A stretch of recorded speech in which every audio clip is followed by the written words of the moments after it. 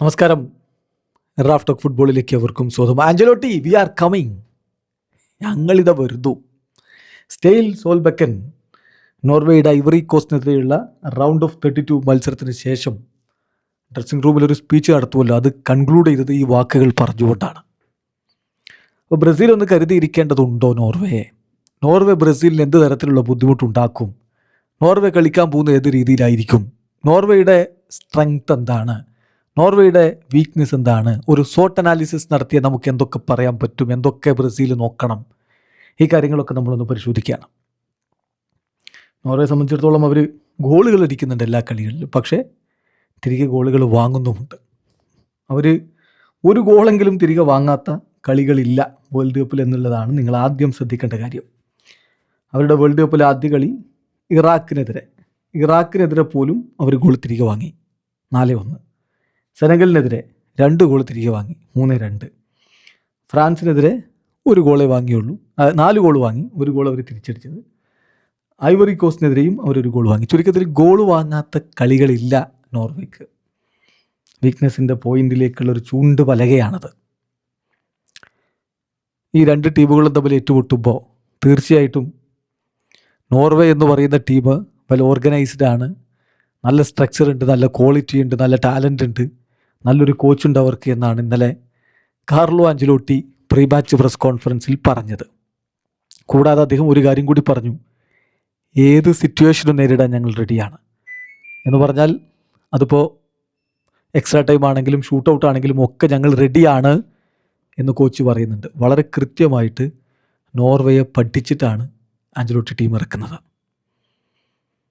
പിന്നെ ഒരു ചരിത്രമുണ്ടല്ലോ, ഇന്ന് വരെ ബ്രസീലിന് നോർവേയെ തോൽപ്പിക്കാൻ പറ്റിയിട്ടില്ല. അവർ തമ്മിൽ ഏറ്റുമുട്ടിയ കളികളിലൊന്നും അതുണ്ടായിട്ടില്ല. എന്ന് മാത്രമല്ല, വേൾഡ് കപ്പിൽ ഒരേ ഒരു തവണ ഏറ്റുമുട്ടിയത് 1998 അന്ന് നോർവേ 2-1 വിജയിക്കുകയായിരുന്നു. അപ്പോൾ നോർവേ ടീം ഏത് തരത്തിലുള്ളൊരു ത്രെട്ടാണ് ബ്രസീലിനെതിരെ ഇറക്കാൻ പോകുന്നത്? അവരുടെ ഒരു കളിരീതി നമ്മൾ വിശദമായിട്ട് നോക്കുകയാണെങ്കിൽ ഒരു 4-3-3 ഫോർമേഷനിൽ അവർ ടീം ഇറക്കുന്നു. എസ്പെഷ്യലി അവർക്ക് ബോൾ പൊസിഷൻ ഉണ്ടാകുമ്പോഴാണ് ഇങ്ങനെ ചെയ്യുന്നത്. അതിൽ ഹാലൻഡ് തന്നെയാണ് അവരുടെ അറ്റാക്കിങ്ങിൻ്റെ കുന്തമുന എന്ന് പറയുന്നത്. 4-3-3 ഫോർമേഷൻ. ഹാലൻഡാണ് അറ്റാക്കിൻ്റെ കുന്തമുന. സൊർലോത്ത് സെൻട്രൽ ഫോർവേഡായിട്ട് കളിക്കാൻ കപ്പാസിറ്റി ഉള്ളതാണ്, പക്ഷേ അദ്ദേഹം റൈറ്റിലാണ് കളിക്കുന്നത് ഹാലൻഡ് ഉള്ളതുകൊണ്ട്. മറുഭാഗത്തോ നെയ്മറുടെ വലിയ ഫാൻ കൂടിയായിട്ടുള്ള ആൻ്റോണിയോ ന്യൂസ നിൽക്കുന്നു. കഴിഞ്ഞ കളിയിൽ അദ്ദേഹത്തിൻ്റെ വക ഗോളൊക്കെ ഉണ്ടായിരുന്നു.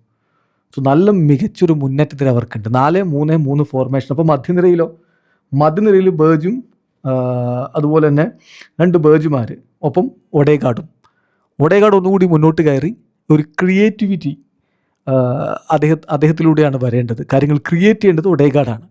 ആഴ്സണലിലൊക്കെ കളിക്കുന്ന പോലെ അതേ മികവിൽ അദ്ദേഹം ക്രിയേറ്റ് ചെയ്യുന്നുണ്ടോ എന്നുള്ളത് കണ്ടറിയണം. പിന്നെ ആഞ്ചലോട്ടിക്ക് നന്നായിട്ട് അറിയാവുന്ന ആളാണ് ഒഡേഗാർഡ്. ഇന്നലെ പ്രീ മാച്ച് പ്രസ് കോൺഫറൻസിൽ ഒഡേഗാർഡിനെ കുറിച്ചുള്ള ചോദ്യം അദ്ദേഹം മറുപടി പറയുകയും ചെയ്തു. നല്ല ടാലൻറ്റഡ് ആണ്, എനിക്ക് അവനെ നല്ല ഇഷ്ടമാണ് എന്നാണ് കോച്ച് പറഞ്ഞിട്ടുണ്ടായിരുന്നത്. അപ്പോൾ ഇവരുടെ ഒരു ടാക്റ്റിക്കൽ അപ്രോച്ച്, അവരുടെ കയ്യിൽ ബോൾ ഉണ്ടാകുമ്പോൾ, അവർക്ക് ബോൾ പൊസിഷൻ ഉണ്ടാകുമ്പോൾ 4-3-3 ഫോർമേഷനിലേക്ക് വരികയും ന്യൂസ, ഹാലൻഡ്, സൊർലോത്ത് എന്നിവർ ചേർന്നുകൊണ്ട് മുന്നേറ്റങ്ങൾ നയിക്കുകയും ഒപ്പം ഒഡേഗാർഡിനെ പോലുള്ളൊരു താരത്തിൻ്റെ ക്രിയേറ്റിവിറ്റി അവർ ഉപയോഗപ്പെടുത്തുകയും ചെയ്യും. ഇതാണ് അവരുടെ ഒരു ഒഫൻസീവ് ബിൽഡപ്പ്. ആ രൂപത്തിലാണ് വരിക. സോ ഗോളിലേക്കുള്ള കണ്ണ് എപ്പോഴും ഏർലിംഗ് ഹാലൻഡിലൂടെ തന്നെയായിരിക്കും ഉണ്ടാവുക. അതേസമയം അവരുടെ ഒരു ഡിഫെൻസീവായിട്ടുള്ള കാര്യങ്ങളിലേക്ക് പോകേണ്ടി വരുമ്പോൾ അവരുടെ കയ്യിൽ നിന്ന് ബോളൊക്കെ നഷ്ടപ്പെടുന്ന സമയത്ത് 4-1-4-1 രൂപത്തിലേക്ക് അവർ മാറും. അപ്പോൾ ഹാലൻഡ് മാത്രം മുന്നിൽ നിൽക്കുകയും പിന്നെ മുന്നേറ്റത്തിൽ നിന്നുള്ള താരങ്ങൾ താഴേക്ക് ഇറങ്ങുകയും 4-1-4-1 എന്ന് പറയുമ്പോൾ 4 ഡിഫൻഡർമാർ അവരെ കൂടാതെ ഡിഫൻസീവ് ലൈനിൻ്റെയും മധ്യനിരയുടെയും ഇടയിലായിട്ട് അവിടെ സാൻഡർബർഗ് ഇടം പിടിക്കുകയും ചെയ്യും. അതായത് ഡിഫൻസിനെ സഹായിക്കാൻ ബ്രസീലിൻ്റെ മുന്നേറ്റങ്ങളെയൊക്കെ മധ്യനിരയിൽ തന്നെ നുള്ളിക്കളയാനുള്ളൊരു റോളിൽ അദ്ദേഹമായിരിക്കും ഉണ്ടാവുക. അതുപോലെ തന്നെ മറ്റ് താരങ്ങൾ പാട്രിക് ബർഗും അതുപോലെ തന്നെ സാൻഡർബർഗും അവരുടെ മധ്യനിരയിൽ ഉണ്ടാവുകയും ചെയ്യും. സോ അങ്ങനെയായിരിക്കും അവർ കാര്യങ്ങൾ ചെയ്യുന്നുണ്ടാവുക. ഡിഫൻസീവ്ലി 4-1-4-1 രൂപത്തിലേക്ക് ബോൾ ഇല്ലാത്ത സമയത്ത് അവർ മാറും. അപ്പോൾ ഇവിടെ ഉണ്ടാവുന്നൊരു കാര്യം എന്താണെന്ന് വെച്ചാൽ വളരെ കളക്റ്റീവായിട്ടുള്ള ഒരു ഓർഗനൈസിങ്. അവർക്ക് കൺസിഡറബിൾ ഇൻഡിവിജ്വൽ ക്വാളിറ്റി ഉണ്ട്. അത് വെച്ച് അവർ ടീമിൻ്റെ സ്ട്രക്ചർ നല്ല രൂപത്തിൽ മെയിൻറ്റെയിൻ ചെയ്യാനുള്ളൊരു ശ്രമം നടത്തും. സോ അവരുടെ പോസിറ്റീവ്, അവരുടെ സ്ട്രെങ്ത് എന്ന് പറയുന്നത് ഈ കാര്യങ്ങളാണ്. നല്ല ക്വാളിറ്റി മുന്നേറ്റത്തിരയുണ്ട്, ഒരു സംശയവും അക്കാര്യത്തിൽ വേണ്ട. ആൻ്റോണി ന്യൂസ, ഏർലിംഗ് ഹാലൻഡ്, സൊർലോത്ത്, ഒഡേഗാർഡിൻ്റെ സംഭാവന വേറെ, പിന്നെ ബോബ് വേണമെങ്കിൽ ആവശ്യമുള്ള സമയത്ത് കളിക്കളത്തിലേക്ക് വരും. ഇങ്ങനെ നോക്കുമ്പോൾ മികച്ച രൂപത്തിലുള്ള ഒരു അറ്റാക്കിംഗ് നിരയുണ്ട്. അവരുടെ ബെഞ്ച് സ്ട്രെങ്ത്തും വളരെ മികച്ചതാണ്. ആൻഡ്രെ ഷിൽഡ്രുപ്പ്, ഓസ്കാർ ബോബ്, യോർഗൻ സ്ട്രാൻലാർസൺ, ഇങ്ങനെ പറയുന്ന മികച്ച താരങ്ങൾ അവരുടെ ബെഞ്ചിലുണ്ട്. ഇത് അവരുടെ ഒരു സ്ട്രെങ്ത്താണ്, ഒരു സംശയം വേണ്ട. ക്വാളിറ്റി ഉണ്ട്. അതുപോലെ തന്നെ അവർ നല്ല രൂപത്തിൽ ടാക്റ്റിക്കലി വിന്യസിക്കപ്പെടുകയും ചെയ്യും. കോച്ചിന് ആ രൂപത്തിൽ കാര്യങ്ങൾ കൈകാര്യം ചെയ്യാനുള്ള കപ്പാസിറ്റിയുമുണ്ട്. പിന്നെ നമ്മൾ ശ്രദ്ധിക്കേണ്ട കാര്യം, അവർക്ക് ഒരു മിസ് എന്ന് പറയുന്ന പ്രധാനമായിട്ടും ഹൂലിയൻ റയേഴ്സിൻ്റെ അസാന്നിധ്യമാണ്. അത് ഇന്നലെ കോച്ചിനോട്, ആഞ്ചലോട്ടിയോട് ചോദിച്ചു, അവർക്കത് റൈറ്റ് പൊസിഷനിൽ ഒരു പ്രശ്നമല്ലേ, അത് വിനിക്ക് എക്സ്പ്ലോയിറ്റ് ചെയ്യാൻ പറ്റൂലേ എന്നൊക്കെ. പക്ഷേ അദ്ദേഹം പറഞ്ഞത് റയേഴ്സും മാത്രമല്ല മറ്റു മികച്ച താരങ്ങളും അവർക്കുണ്ട് എന്നുള്ളത് കൊണ്ട് അതവർക്ക് ഹാൻഡിൽ ചെയ്യാൻ പറ്റും. ഒരു പ്രത്യേക ഡിസഡ്വാൻറ്റേജ് ഉണ്ടാകുമെന്ന് ഞാൻ കരുതുന്നില്ല എന്നാണ് ആഞ്ചലോട്ടി പറഞ്ഞത്. പക്ഷേ ശരിക്കും പറഞ്ഞാൽ അത് അവർക്കൊരു നഷ്ടം തന്നെയാണ്, റയേഴ്സിൻ്റെ ആബ്സെൻസ് എന്ന് പറയേണ്ടി വരും. ബൊറൂസിയ ഡോട്ട്മുണ്ടിൻ്റെ താരമാണ്. അദ്ദേഹത്തിന് സെൻറ്റർ ബാക്കായിട്ടും കളിക്കാൻ പറ്റും, ഫുൾ ബാക്കായിട്ടും കളിക്കാൻ പറ്റും. ഐവറി കോസ്റ്റിനെതിരെയുള്ള മത്സരത്തിൽ അദ്ദേഹം മിസ് ചെയ്തിട്ടുണ്ടായിരുന്നു. ടാലൻ്റഡ് ആയിട്ടുള്ള മാർക്കസ് പെഡേഴ്സിനെ അവർ ഉപയോഗപ്പെടുത്തിയേക്കാം. പക്ഷേ തീർച്ചയായിട്ടും റയേഴ്സും തന്നെയാണ് അവരുടെ പ്രധാനപ്പെട്ട ആ പൊസിഷനിൽ കളിക്കേണ്ടിരുന്ന ആൾ. അദ്ദേഹം ഇല്ല എന്നുള്ളത് അവർക്കൊരു പ്രശ്നമാണ്. അപ്പോൾ നമ്മൾ പറയേണ്ടത് ഇവരുടെ സ്ട്രെങ്ത് എന്ന് പറഞ്ഞാൽ മുന്നേറ്റ നിര, അതിനൊപ്പം സഹായിക്കാൻ കെൽപ്പുള്ള ഒഡേഗാർഡിനെ പോലെയുള്ള താരം, അതുകൂടാതെ യൂറോപ്പിലെ ലീഗുകളിൽ, ചാമ്പ്യൻസ് ലീഗിലൊക്കെ ബിഗ് ഗെയിമുകൾ കളിച്ച് പരിചയമുള്ള താരങ്ങൾ. ഇതാണ് അവരുടെ സ്ട്രെങ്ത്ത്. എന്നാൽ ബ്രസീൽ എക്സ്പ്ലോയിറ്റ് ചെയ്യേണ്ട അവരുടെ പ്രശ്നങ്ങൾ എന്ന് പറഞ്ഞാൽ ഡിഫെൻസീവ് വൾണറബിലിറ്റി. ഞാൻ പറഞ്ഞല്ലോ, എല്ലാ കളിയിലും അവർ ഗോൾ തിരികെ വാങ്ങുന്നു. ഡിഫെൻസീവ് വൾണറബിലിറ്റി, അതുപോലെ അറ്റാക്കിങ്ങിലേക്ക് സഹായം ചെയ്യാൻ പറ്റുന്ന തരത്തിലുള്ളൊരു മധ്യനിരയില്ല, ഒഡേഗാർഡ് ഒഴികെ. അങ്ങനെ അവർക്ക് വലിയ രൂപത്തിൽ സഹായം നൽകാൻ കപ്പാസിറ്റിയുള്ള താരമില്ല എന്നുള്ളതും ഒരു പ്രശ്നമാണ്. അറ്റാക്കിലേക്ക് അത്രയധികം ഒരു സപ്പോർട്ട് മധ്യനിരയിൽ നിന്ന് വരുന്നില്ല എന്നുള്ളത്. ഇത് രണ്ടും അവർക്ക് ശരിക്കും തിരിച്ചടിയാവാനുള്ള സാധ്യതയുണ്ട്. മധ്യനിരയിൽ ഇപ്പം ബർഗും അതുപോലെ തന്നെ ഈ രണ്ട് ബർഗുമാർ ആയിരിക്കുമല്ലോ ഉണ്ടാവുക പ്രധാനമായിട്ടും. സോ അവരെ വേണമെങ്കിൽ വളരെ ഈസിലി ഔട്ട് പ്ലേ ചെയ്യാൻ ബ്രൂണോ ഗുയിമാരസിനും കാസിമിറോക്കും കഴിയും എന്നുള്ളത് ബ്രസീലിന് ഗുണം ചെയ്യും. അവരുടെ വേൾഡ് കപ്പ് എക്സ്പീരിയൻസൊക്കെ ബ്രസീലിന് അനുഗ്രഹമായിട്ട് മാറും. അതേസമയം ഇവർക്ക് ഇൻ്റർനാഷണൽ എക്സ്പീരിയൻസ് ഒരിത്തിരി കുറവാണ് ഈ നോർവീജിയൻ ടീമിന് എന്നുള്ളതാണ്.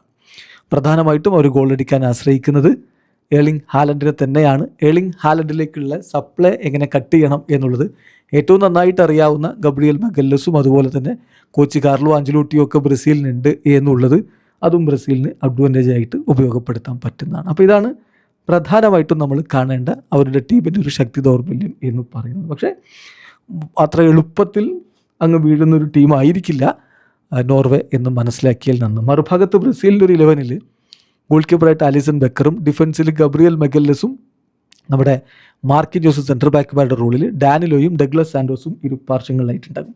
അപ്പോൾ ഈ മാർക്കിഞ്ഞോസും അതുപോലെ തന്നെ ഗബ്രിയേൽ മഗല്ലസും ഡയറക്റ്റ്ലി ഏർലിംഗ് ഹാലൻഡുമായിട്ട് ഏറ്റുമുട്ടും, സംശയം വേണ്ട. ഏർലിംഗ് ഹാലൻഡ് എന്ന് പറഞ്ഞാൽ ഒരുപാട് ബോളൊക്കെ ഉപയോഗിച്ച് ഒരുപാട് ടച്ചുകളൊക്കെ എടുക്കുന്ന ഒരാളല്ല. ഒരു 4-5 ടച്ചൊക്കെ എടുത്താൽ അതിലൊന്ന് ഗോളാക്കുക, ഇങ്ങനെയുള്ള ഒരാളാണ്. അങ്ങനെ ബിൽഡപ്പ് പ്ലേയിലൊന്നും വല്ലാത്ത രൂപത്തിൽ അങ്ങനെ ഇൻവോൾവ് ആവുന്ന ഒരാളല്ല. സിറ്റിയിൽ പക്ഷേ അദ്ദേഹത്തോടൊപ്പം വളരെ മികച്ച താരങ്ങളുള്ളത് കൊണ്ട് അദ്ദേഹത്തിന് ഗോൾ അവസരങ്ങൾ ഒരുപാട് കിട്ടാറുണ്ട്. ഇവിടെ നോർവേക്ക് വേണ്ടിയിട്ടും അദ്ദേഹം ഒരുപാട് ഗോൾ അടിച്ചിട്ടില്ല എന്നല്ല പറയുന്നത്. പക്ഷേ ബ്രസീൽ പോലുള്ള ഒരു ടീമിനെതിരെ കറക്റ്റ് സപ്ലൈ കിട്ടുക എന്നുള്ളത് ഇമ്പോർട്ടൻ്റ് ആണ്. ആ സപ്ലൈ കട്ട് ചെയ്യാനായിരിക്കും കാർലോ ആഞ്ചലോട്ടി ശ്രമിക്കുക. പിന്നെ ഒരു വർഷങ്ങളിൽ ന്യൂസയും അതുപോലെ സൊർലോത്തും ഉണ്ട്. ബ്രസീലിനായിട്ട് ഒരു ഭാഗത്ത് ഡാനിലും ആയിരിക്കും. അത് ന്യൂസ ഏത് രൂപത്തിൽ എക്സ്പ്ലോയിറ്റ് ചെയ്യും എന്നുള്ളതൊരു വലിയ ചോദ്യമാണ്. അത് ഈ മത്സരത്തെ നല്ല രൂപത്തിൽ ബാധിക്കാൻ പോകുന്ന ഒരു കാര്യമാണ്. ന്യൂസൊക്കെ അതിനുള്ള മികവുണ്ട്, കപ്പാസിറ്റി ഉണ്ട്.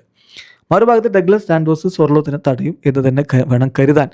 പക്ഷേ ഡിഫൻസീവ് മിഡായിട്ടുള്ള കാസമിറോക്കും ഇവിടെ ഇമ്പോർട്ടൻ്റ് ആയിട്ടുള്ള ചില റോളുകൾ വഹിക്കാനുണ്ട് ഡിഫൻസിനെ സഹായിക്കാൻ വേണ്ടി. അപ്പോൾ അത് വളരെ ഇമ്പോർട്ടൻ്റ് ആയിരിക്കും. പിന്നെ ഒഡേഗാർഡും അതുപോലെ അവരുടെ മറ്റ് രണ്ട് മധ്യനിര താരങ്ങളും ചേർന്നുകൊണ്ട് മധ്യനിര പിടിക്കാൻ ശ്രമിക്കും. അതിനെ ഔട്ട് ക്ലാസ് ചെയ്യേണ്ടതുണ്ട്. സോ മാർട്ടിനെല്ലിയാണെന്ന് സ്റ്റാർട്ട് ചെയ്യുന്നതെങ്കിൽ അദ്ദേഹം ഒരു പക്ഷേ ലെഫ്റ്റിലേക്ക് മാറുമ്പോൾ വിനി ജൂനിയർ കുറച്ചുകൂടി ഇൻസൈഡിലേക്ക് വരും. അപ്പോൾ ഇവിടെയുള്ളൊരു പ്രധാനപ്പെട്ട പ്രശ്നം എന്ന് പറഞ്ഞാൽ മാത്യൂസ് കുഞ്ഞ കുറച്ചധികം കൂടി ബാക്കിലേക്ക് ഡ്രോപ്പ് ചെയ്യേണ്ടി വരും എന്നാണ് ബ്രസീലിൻ്റെ ടാക്ടിക്സുമായി ബന്ധപ്പെട്ട് അവിടുത്തെ ഫുട്ബോൾ നിരീക്ഷകർ വിശകലനം ചെയ്യുന്നത്. അല്ലെങ്കിൽ പിന്നെ 4 മുന്നേറ്റ താരങ്ങളാവും, 4-2-4 എന്നുള്ളത് നേരത്തെ ആഞ്ചലോട്ടി പരീക്ഷിക്കുകയും അതിൽ അത്രയധികം സാറ്റിസ്ഫാക്ഷൻ വരാതിരിക്കുകയും ചെയ്തിട്ടുള്ള ഒരു രീതിയാണ്. 3 മധ്യനിര താരങ്ങൾ, ഇപ്പോൾ പക്കറ്റയ്ക്ക് പകരം മാർട്ടിനെല്ലി ആണെങ്കിൽ അദ്ദേഹം ഇടതു പാർശ്വത്തോട് ചേർന്നാണ് കളിക്കുന്നതെങ്കിൽ മധ്യനിരയിൽ ഒരാളെണ്ണം കുറയും. അപ്പോൾ ഈ മധ്യനിര പിടിക്കുക എന്നുള്ളത് അത്ര എളുപ്പമാവില്ല. കുഞ്ഞക്ക് അപ്പം കുറച്ചുകൂടി താഴേക്ക് ഇറങ്ങേണ്ടി വരും. വിനീക്കായിരിക്കും കുറച്ചുകൂടി സെൻട്രിഷ് ആയിട്ട് കളിച്ചുകൊണ്ട് ഗോൾ അടിക്കാനുള്ള അധിക ചുമതല കൊടുക്കുന്നുണ്ടാവുക. അപ്പോൾ റയാൻ മറുഭാഗത്തുണ്ടാവും. അപ്പോൾ ഇവരുടെ ഫുൾ ബാക്കുമാർ അത്ര മികച്ചതല്ല എന്നുള്ളത് കൊണ്ട് അത് ഉപയോഗപ്പെടുത്താൻ റയാനും അതുപോലെ ഗബ്രിയൽ മാർട്ടിനെല്ലിയും നന്നായിട്ട് ശ്രമിക്കുകയും ചെയ്യും എന്ന് വേണം കരുതാൻ. സോ ബ്രസീലിന് ഈ ഒരു മാച്ചപ്പുകൾ നമ്മൾ ഓരോന്ന് എടുത്ത് നോക്കുകയാണെങ്കിൽ ഏർലിംഗ് ഹാലൻഡും ബ്രസീലിൻ്റെ ഡിഫൻഡർമാരും അതുപോലെ തന്നെ അവരുടെ ഇരു പാർശ്വങ്ങളിലുള്ള സൊർലോത്തും അതുപോലെ ന്യൂസയും ബ്രസീലിൻ്റെ വിങ് ബാക്കുമാരും ഇതൊരു കട്ടക്കുള്ള പോരാട്ടമാകാൻ സാധ്യതയുണ്ട്. എന്നാൽ മറുഭാഗത്ത് ഡിഫൻസീവ് വൾണറബിലിറ്റി നന്നായിട്ടുള്ളത് കൊണ്ട് മധ്യനിരയിലും അത്ര എടുത്തു പറയാൻ തക്കവണ്ണമുള്ള താരം ഒഡേഗാർഡ് ഒഴികെ ഇല്ലാത്തത് കൊണ്ടും ബ്രസീലിന് കളി പിടിക്കാവുന്നതേ ഉള്ളൂ. ബ്രസീൽ വലിയൊരു രൂപത്തിൽ വിയർക്കാതെ കളി ജയിച്ചു പോകുമെന്നാണ് പൊതുവെയുള്ള വിലയിരുത്തൽ. വീഡിയോ അവസാനിക്കുന്നു. ഫുട്ബോൾ ലോകത്തെ കൂടുതൽ വിശേഷങ്ങളുമായി റഫ്ലക്സിൽ എത്താം.